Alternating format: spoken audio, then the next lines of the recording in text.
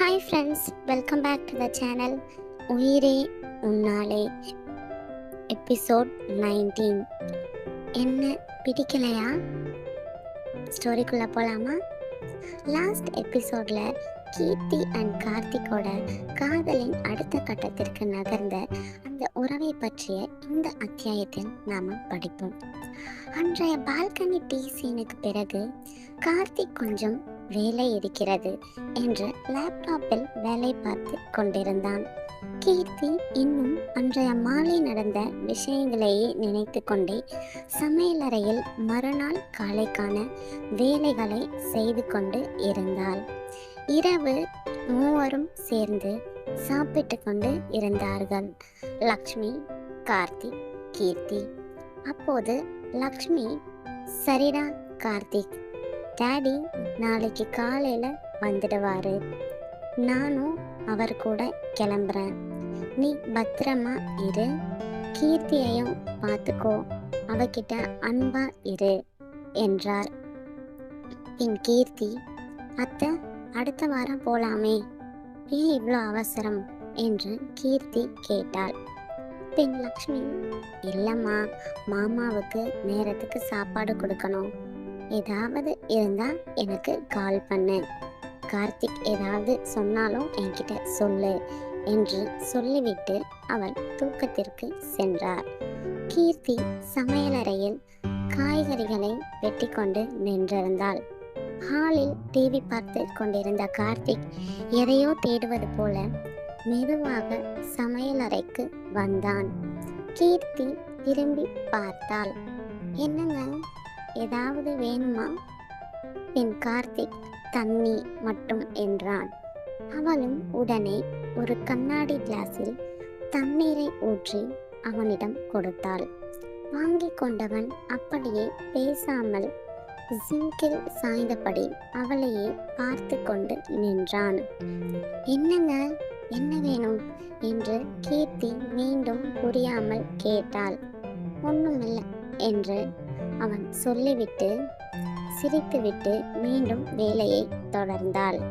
சில நிமிடங்கள் அமைதியாக அப்படியே கடந்தன. பின் கீர்த்தி, அத்தை நாளைக்கு போயிடுவாங்களா என்று கேட்டாள். கார்த்திக் ஆமா என்றான். பின் அப்போ நம்ம 2 பேரும் மட்டும்தான் என்று அந்த வார்த்தையிலேயே கீர்த்தி அவன் கையில் இருந்த கத்தியை கூட காயிலிருந்து நறுக்காமல் நிறுத்திவிட்டாள். பின் என்னங்க என்றாள். ஒன்றும் இல்லை, சும்மா சொன்னேன் என்று சொல்லிவிட்டு அவள் அருகில் இருந்த கேரட்டை எடுத்துக்கொண்டு, இதை எப்படி வெட்டணும் என்றபடி பேச்சை ஆரம்பித்து கேட்டான். உங்களுக்கு இதெல்லாம் தெரியாதா என்று சிரித்தாள் கீர்த்தி.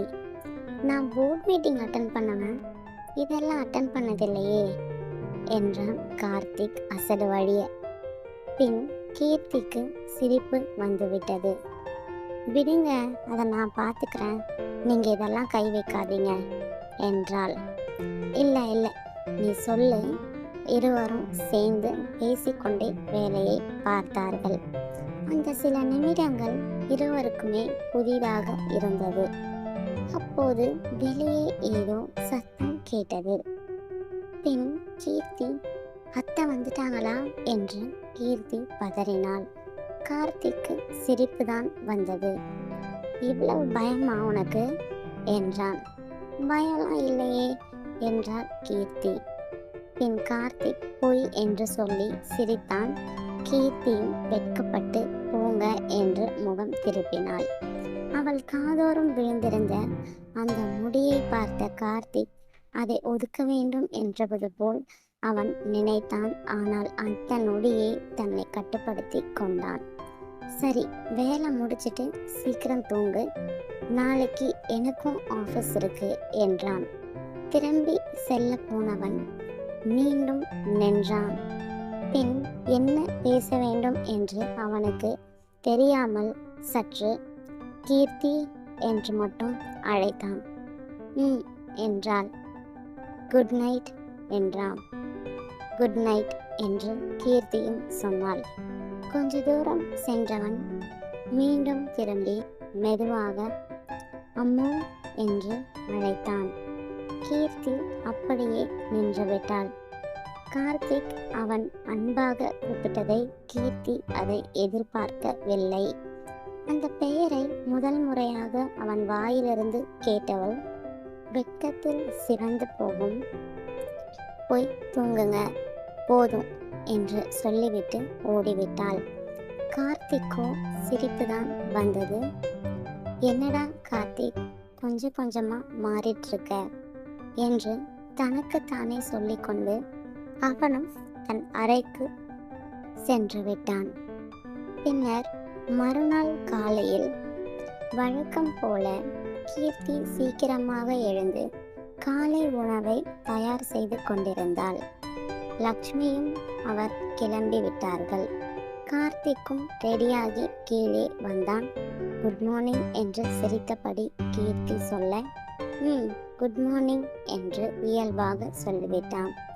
அவனே சொன்ன பிறகு ஒரு நொடி நின்று அவளை பார்த்தான். கீர்த்திக்கு உள்ளுக்குள் சந்தோஷமாக இருந்தது. இயல்பாக காலை எழுந்து அவனிடம் பேசிய அந்த தருணத்தை. ஆனாலும் வெளியில் அவள் எதையும் காட்டிக்கொள்ளாமல் சாப்பிட வாங்க என்று மட்டும் சொல்லிவிட்டாள்.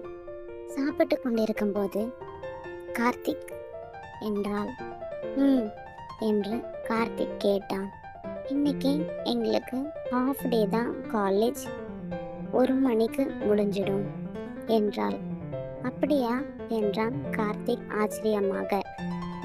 ஆனா நீங்க வர வேண்டாம், என்ன பிக்கப் பண்ண நான் ஆட்டோல வந்துடுவேன், நீங்க நேரா வீட்டுக்கு வந்துடுங்க என்றாள் கீர்த்தி. ஏன் என்று கேட்டான் கார்த்திக். உங்களுக்கு ஆஃபீஸ் இருக்கும்ல என்றாள். பரவாயில்ல, நான் வந்துடுவேன் என்றான். சரி என்று சொல்லிவிட்டு கார்த்திக்கும் கிளம்பிவிட்டான். அலுவலகத்தில் அன்று ஒரு முக்கியமான ப்ராஜெக்ட் டிஸ்கஷன் இருந்தது. அவன் அதில் ஆழ்ந்து போய் இருந்தான். பின் ஹரிஷும் கார்த்திக்கும் கான்ஃபரன்ஸ் ரூமில் வேலை பார்த்து கொண்டிருந்தார்கள் அலுவலகத்தில். பின் ஹரிஷ் கொஞ்சம் வேலை இல்லாமல் இருந்ததால் பேச்சை ஆரம்பித்தான். டே மச்சி, நீ சிங்கப்பூர் போகாம இருந்தாலும் இங்க ப்ராஜெக்டை இப்படி டார்ச்சர் பண்ணுவாங்க போல என்று ஹரிஷ் சலித்து கொண்டான். கார்த்திக் சிரித்தான். கிளையண்ட்டுக்கு ஈவினிங் ப்ரெசன்டேஷன் அனுப்பணும்டா என்றான். பின் அதெல்லாம் சரி, மிஸ்ஸஸ் கார்த்திக் எப்படி இருக்காங்க என்று கீர்த்தியை பற்றி விசாரித்தான். கார்த்திக் உடனே சும்மா இருடா என்றான். ஹரிஷ் சிரித்துவிட்டு, இப்போ நீ சிரிக்கிறத பார்த்தாலே புரியுது, முன்னாடி இருந்த மாதிரி எதுவும் இல்லை என்று அவன் கார்த்திக்கை கலாய்த்தான். அதெல்லாம் எதுவும் இல்லடா என்று கார்த்திக் சமாளித்தான். மச்சி, காதல் வர்றது தெரியாம வரும்னு சொல்லுவாங்க, அதான் இப்போ உனக்கு என்று ஹரிஷ் மீண்டும் கலாய்த்தான். உன் வேலையை பார்த்துக்கோ என்றபடி சிரித்துவிட்டு நகர பார்த்தான் கார்த்திக். இருவரும் ப்ராஜெக்ட் வேலையில் மூழ்கி விட்டார்கள். மீட்டிங், கிளையண்ட் கால், ரிப்போர்ட்ஸ் என்று நேரம் போனதே தெரியவில்லை. அன்று முழுவதும் கீர்த்தியும் கார்த்திக்கும் பேச ஒரு வாய்ப்பு கூட கிடைக்கவில்லை. கீர்த்தி மதியம் வீட்டிற்கு வந்து சாப்பிட்டு கொஞ்சம் வேலைகளை முடித்துவிட்டு மாலை நேரம் வர காத்திருந்தாள் கார்த்திக்காக. அன்று ஏனோ கார்த்திக்கிடம் பேச வேண்டும் போல இருந்தது. ஆனால் மணி 7 மணிக்கு மேல் ஆகியும் லேட்டாக தான் கார்த்திக் வீட்டிற்கு வந்தான். கதவு திறந்த சத்தம் கேட்டதும் கீர்த்தி ஆர்வமாக ஹாலில் இருந்து ஓடி வந்தாள். கார்த்திக், வந்துட்டீங்களா என்றாள். கார்த்திக்கு ஒரு நொடி ஆச்சரியமாக இருந்தது. இப்போதான் வரேன் என்றான். ரொம்ப லேட் ஆயிடுச்சு இன்னைக்கு என்றாள் கீர்த்தி. ஒரு கிளைண்ட் ப்ராஜெக்ட் ஒர்க் இருந்தது என்றான் மெதுவாக. பின் சாப்பிட்டீங்களா ஏதாச்சும் என்று அக்கறையாக கேட்டாள் கீர்த்தி. இல்லை, டயர்டா இருக்கு என்றபடி சொன்னான் கார்த்திக். பின் கீர்த்தி, நான் காஃபி போட்டு தரட்டுமா என்றாள். சரி என்றான் கார்த்திக். அவளுடைய அந்த ஆர்வம், அவன் மீது இருக்கும் அந்த அக்கறை கார்த்திக்குள் ஒரு இதமான உணர்வை கொடுத்தது. கொஞ்ச நேரம் கழித்து கீர்த்தி சமையலறையில் இரவு உணவுக்கான வேலையை பார்த்து கொண்டிருந்தாள். கார்த்திக் ஹாலில் இருந்தவன் டிவி பார்த்து கொண்டிருந்தான். பின் அவனுக்கு தெரியாமலேயே அவளை பார்க்க சமையலறைக்கு வந்தான். அவள் என்ன செய்கிறாள்? காலையிலிருந்து அவளிடம் எதுவும் பேசாமல் இருந்ததால் கீர்த்தியிடம் செல்ல வேண்டும் என்று தோன்றியது. பின் கீர்த்தி திரும்பி அவன் பார்ப்பதை உணர்ந்து, என்னங்க என்றாள். ஒன்றும் இல்லை என்றான். ஏதாவது வேணுமா என்று கேட்டாள் கீர்த்தி. உன்னதான் பார்க்க வந்தேன் என்று சொல்லிவிட்டு அவளையே பார்த்தான். கீர்த்தியின் கண்கள் சிவந்தன. ஏதோ கார்த்திக் சோர்வா இருக்கிறது தெரிந்து ஜுரம் இருக்கும் என்று நினைத்து சட்டென்று அவன் கன்னம், கழுத்து, அவன் நெற்றியில் அவள் தொட்டு பார்த்தாள்.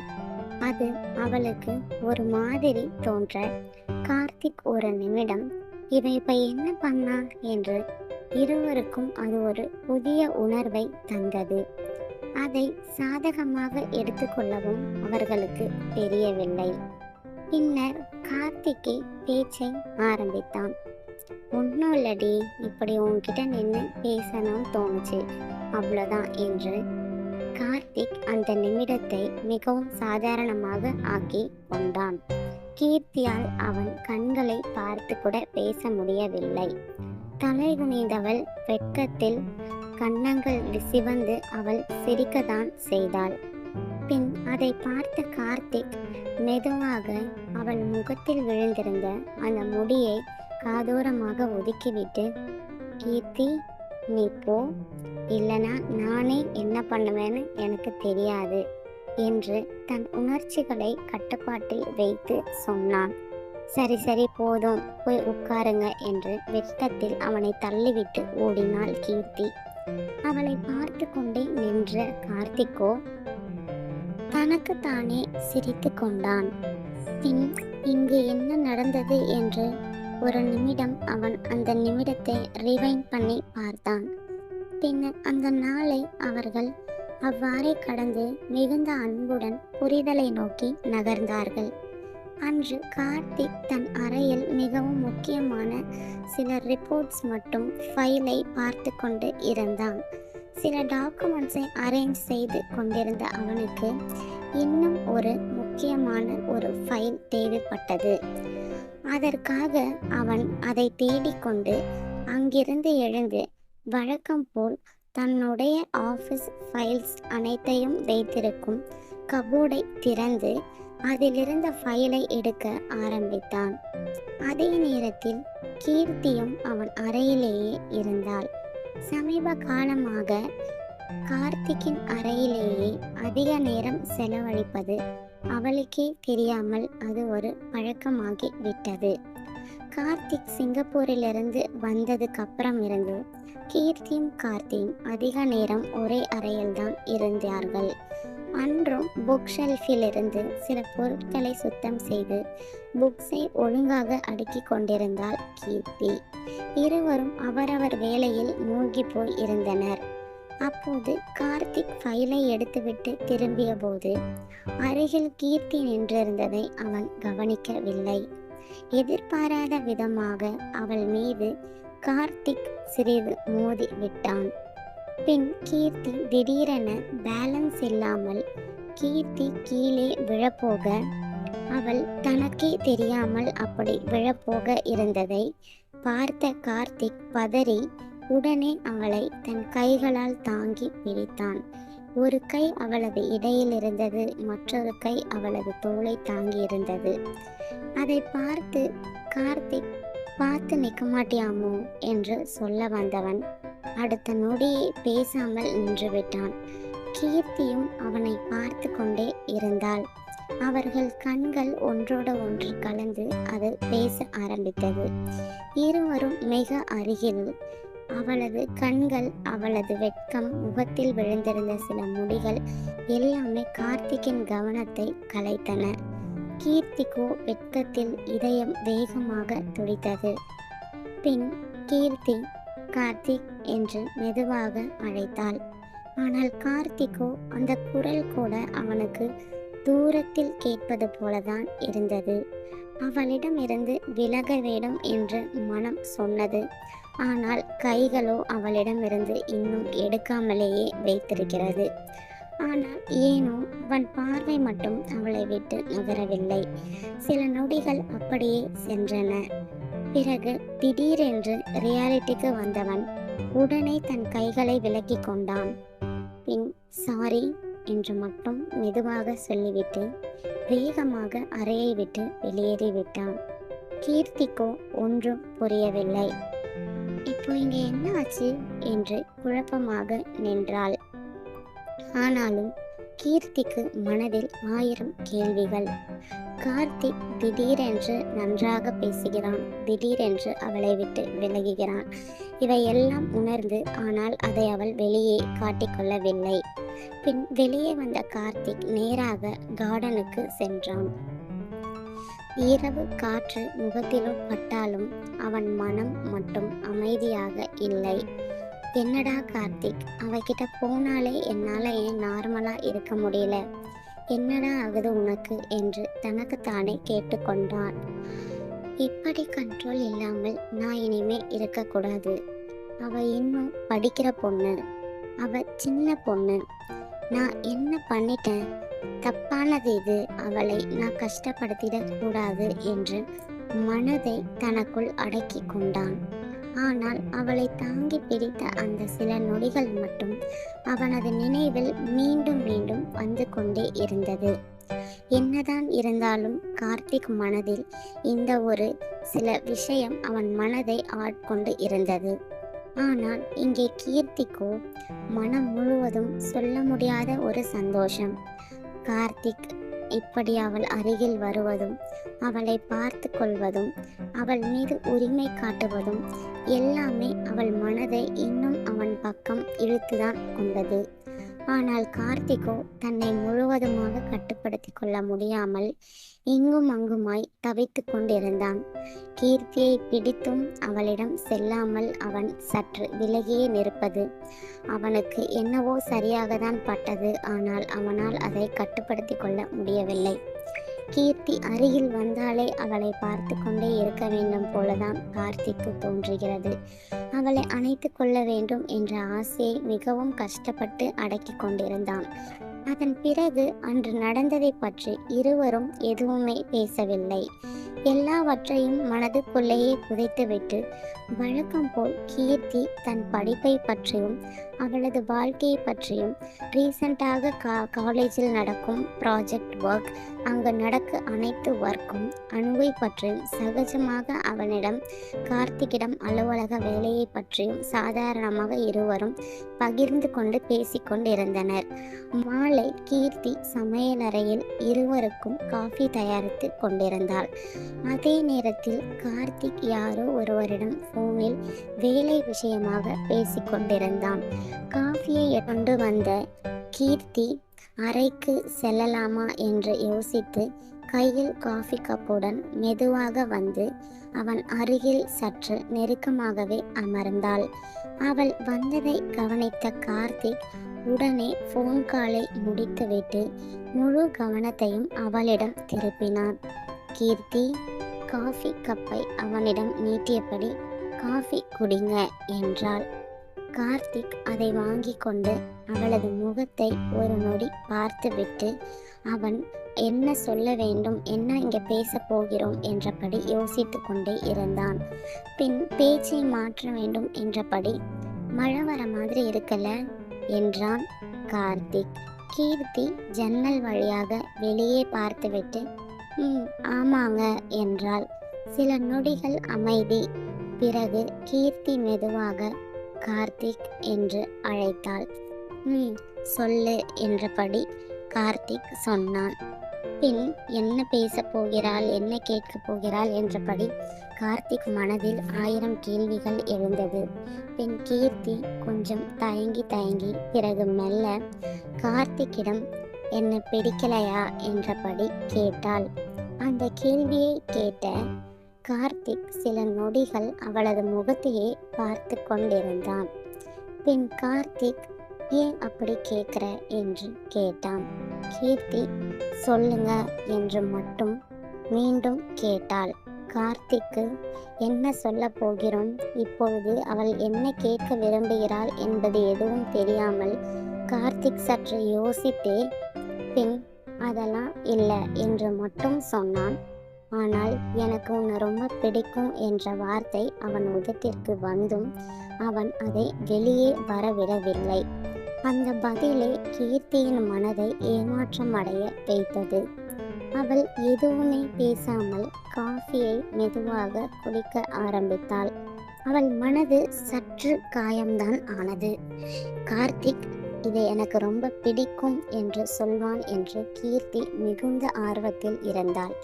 அந்த நேரத்தில் வெளியே மழை துளிகள் விழ ஆரம்பித்தன. கார்த்திக்கிற்கு கீர்த்தி திடீரென்று அமைதியாகிவிட்டதை கவனிக்காமலும் இருக்க முடியவில்லை. ஏதோ கோபப்பட்டுடுவாளோ என்று நினைத்தான். சில நொடிகளில் கீர்த்தி எழுந்து உள்ளே செல்ல முயன்றாள். ஏனென்றால் அவளுக்கு அதற்கு மேல் அங்கு கார்த்திக் முகத்தை பார்க்க அவளுக்கு துளியும் இருக்க முடியவில்லை.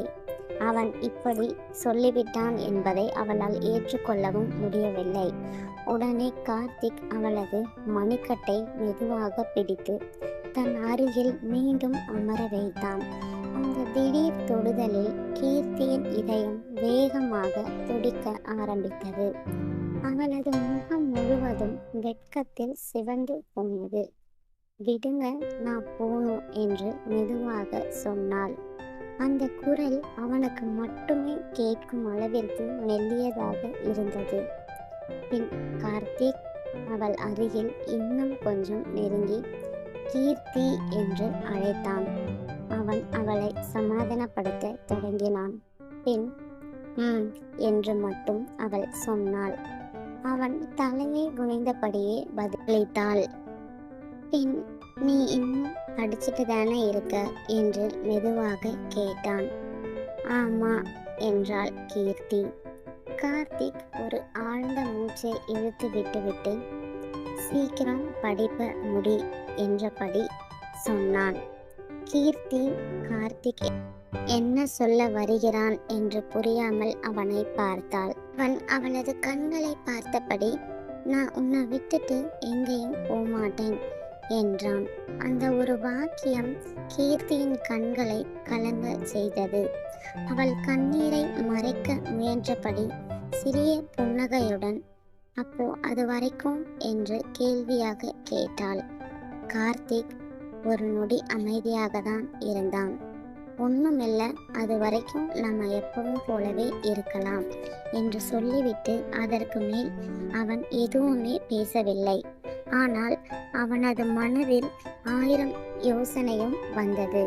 பின் கீர்த்தியின் மனதிலும் நன்றாகவே புரிந்தது. இப்போது தன் காதலை சொன்னால் எனக்கு அவளை பிடிக்கலையோ என்று கீர்த்தி தவறாக புரிந்து கொள்வாள். அதனால் அந்த வார்த்தைகளை மனதிற்குள்ளேயே அடக்கி கொண்டான். அடுத்த நொடி கார்த்திக் மெதுவாக கீர்த்தியை பின்னால் இருந்து அணைத்து கொண்டான். அவள் தோள் மீது தன் தலையை சாய்த்து கொண்டு இருவரும் தன் நடந்த அத்தனை விஷயத்தையும் யோசித்து கொண்டே மழையையும் பார்த்து கொண்டே இருந்தார்கள். அன்று அந்த அமைதியாக அந்த மழையை ரசித்தபடி அவர்களுக்குள் இருந்த அமைதியையும் சொல்லப்படாத அந்த காதலையும் இன்னும் அது அழகாக்கியது. கார்த்திக்கின் மனதில் 1000 கேள்விகள் ஓடிக்கொண்டிருந்தன. ஆனால் ஒரே ஒரு பதில் மட்டுமே அவனுக்கு தெளிவாக இருந்தது. கீர்த்தி இல்லாமல் என்னால் ஒரு நிமிடம் கூட இருக்க முடியாது என்று. என்னதான் கார்த்திக் அவன் மனதில் இருந்ததை வெளிப்படையாக காட்டாவிட்டாலும் கீர்த்திதான் அவனுக்கு எல்லாமே என்று அவனுக்கு நன்றாகவே தெரியும். அங்கே கீர்த்தியின் உலகமே கார்த்திக் மட்டும்தான் என்று அவனுடைய அன்பு அவளுடைய வாழ்க்கையாகவே மாறிக்கொண்டிருந்தது. இந்த காதல் இவர்களின் வாழ்க்கையை எங்கு கொண்டு செல்ல போகிறது என்று அடுத்த அத்தியாயத்தில் பார்க்கலாம். ஃப்ரெண்ட்ஸ், தொடரும். உங்களுக்கு இந்த எபிசோட் எப்படி இருந்தது? உங்கள் கருத்துக்களை கமெண்ட்ல பதிவு செய்யுங்க. அடுத்து என்ன நடக்கும், என்ன நினைக்கிறீங்க? உங்கள் கெஸ்ஸையும் எனக்கு சொல்லுங்கள். இந்த ஸ்டோரி பிடிச்சிருந்தா லைக் செய்து என் சேனலை சப்ஸ்கிரைப் செய்து சப்போர்ட் பண்ணுங்கள். உங்கள் ஆதரவே இந்த கதையை இன்னும் அழகாக கொடுத்து செல்லும். Thank you and bye.